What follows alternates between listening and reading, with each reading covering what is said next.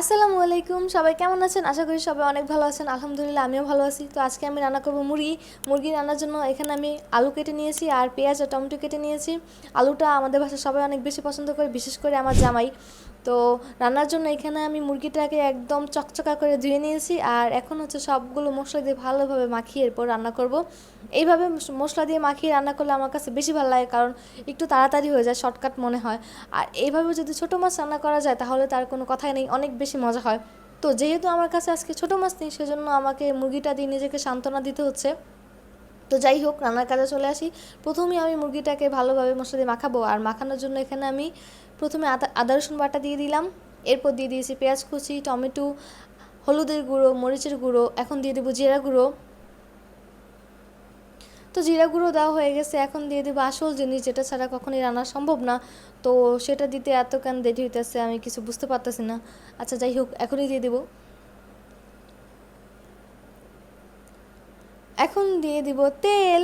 তেলও দেওয়া হয়ে গেল। এখন আরেকটা জিনিস দেওয়া বাকি আছে, যেটা ছাড়াও রান্না সম্ভব না, সেটা হচ্ছে লবণ। যা আচ্ছা, এখন লবণটাও দিয়ে দিলাম। এখন হচ্ছে আমি আমার স্পেশাল হাতের স্পেশাল একটা মাখানি দিব। এইভাবে সুন্দর করে মাংসটাকে ভালোভাবে মাখাতে হবে। যত বেশি ভালোভাবে মাখাবেন মাংসের ভিতরে মশলা তত বেশি ঢুকবে।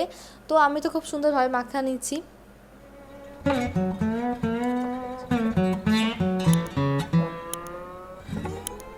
মাংসটা খুব সুন্দরভাবে মাখিয়ে নিলাম। এখন হচ্ছে আমি একটু হাত ধোয়া পানি দিয়ে দিব, কারণ আমার হাতে অনেক বেশি মশলা লেগেছিল। তো মাংস মাখানো শেষ। এখন হচ্ছে ঢাকা দিয়ে এটাকে এক সাইডে রেখে দেবো কিছুক্ষণের জন্য। আর আজকের মাংসতে হচ্ছে আমি আলুটা ভেজে দিব। আলুভাবে ভেজে রান্না করলে অনেক বেশি মজা লাগে। যদিও আমি এর আগে কখনোই করিনি, আজকেই প্রথম করতেছি। তো অনেক বেশি মজা হয়েছিল। আলু ভাজার জন্য এখানে আমি কড়াইতে তেল দিয়ে দিয়েছি, তেলও গরম হয়ে গেছে। এখন আমি আলুগুলো দিয়ে দিলাম। আর আলুগুলো দেওয়ার সময় এত বেশি তেলগুলো ছিটে ছিটে আসতেছিল আমার হাতে, যে কি বলবো। তো সেজন্য আমি অনেক দূর থেকে আলুগুলো পেনে দিয়েছিলাম, সেটা হয়তো আপনারা আলু দেওয়া দেখেই বুঝতে পারতেছেন।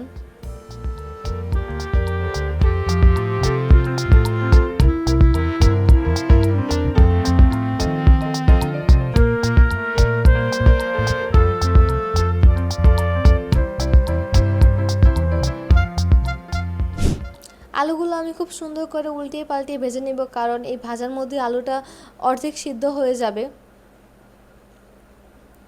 আর এই আলু ভাজা থেকে এত সুন্দর স্মেল আসতেছিল, মনে হচ্ছিল যে তখনই কাঁচা কাঁচাই খেয়ে ফেলি। পুরোপুরি একদম মনে হচ্ছিল যে ফ্রেঞ্চ ফ্রাই। আচ্ছা যাই হোক, এখন আমার আলুটা ভাজা হয়ে গেছে। এখন আমি আলুটা তুলে নিব।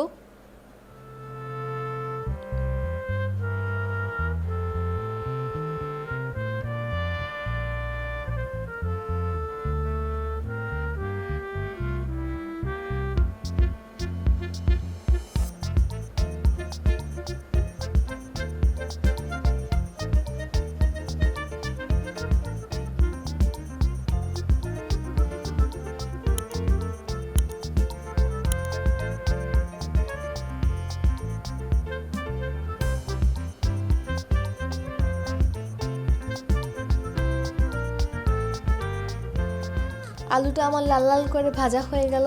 এখন হচ্ছে আমি রান্না বসিয়ে দিব মাংস। তো মাংস থেকে অনেক বেশি পানি চলে আসছে। এখন হচ্ছে আস্তে আস্তে মাংসটা কষবে, সুন্দরভাবে কষিয়ে নিতে হবে।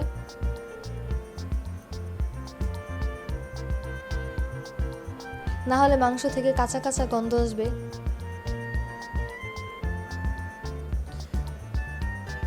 এই তো আমার মাংস সুন্দরভাবে কষানো হয়ে গেছে। এখন আমি এখানে গরম পানি দিয়ে দিব, কারণ এটা হচ্ছে সোনালী মুরগি। আর এই মুরগিগুলো অনেক বেশি শক্ত হয়। আমি যতবারই রান্না করছি, আমি প্রেশার কুকারে রান্না করছি। তো এখন যদি আমি মুরগি প্রেশার কুকারে রান্না করি, আপনারা অনেকেই বলতে পারবেন যে এই মহিলা মনে হয় জীবনেও মুরগি খায় নাই, মুরগি রান্না করে নাই। তো সেই জন্যই আসলে এইভাবে রান্না করতেছি, গরম পানি দিয়ে। তো গরম পানি দিয়ে দিলাম। এখন মাংসটা হাফ সিদ্ধ হয়ে যাবে। এরপর তো আলু দিয়ে আবার পানি দিব।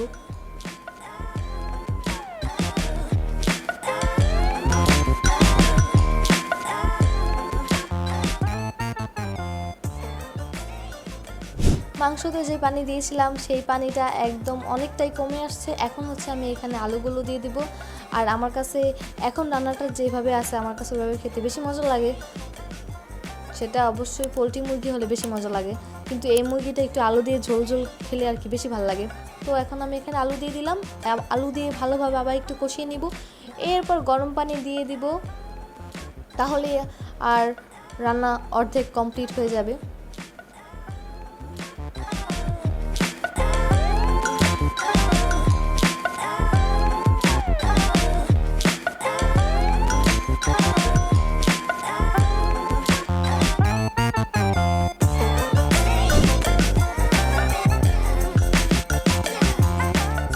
আলুটা দিয়ে সুন্দরভাবে কষিয়ে নিলাম। এখন আবার এখানে গরম পানি দিয়ে দিব, এটাই লাস্ট পানি দেওয়া, এরপর আর এখানে কোনো পানি দেওয়া হবে না।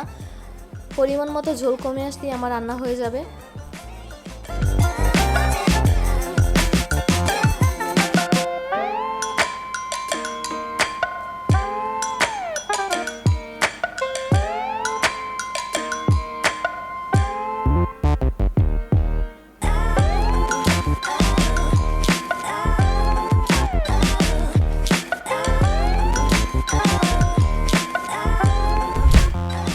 এই তো তরকারির ঝোল পুরোপুরি কমে আসছে আর আমার রান্নাও প্রায় শেষ। তো আপনারা তো দেখলেন আজকে আমি কি রান্না করলাম। আপনাদের কাছে আমার রান্নাবান্না কেমন লেগেছে অবশ্যই কমেন্ট করে জানাবেন। তো আজকের মতো আমার রান্নাবান্না এই পর্যন্তই ছিল। সবাই ভালো থাকবেন, সুস্থ থাকবেন। দেখা হচ্ছে আমার অন্য রান্নাবান্না নিয়ে। আল্লাহ হাফেজ।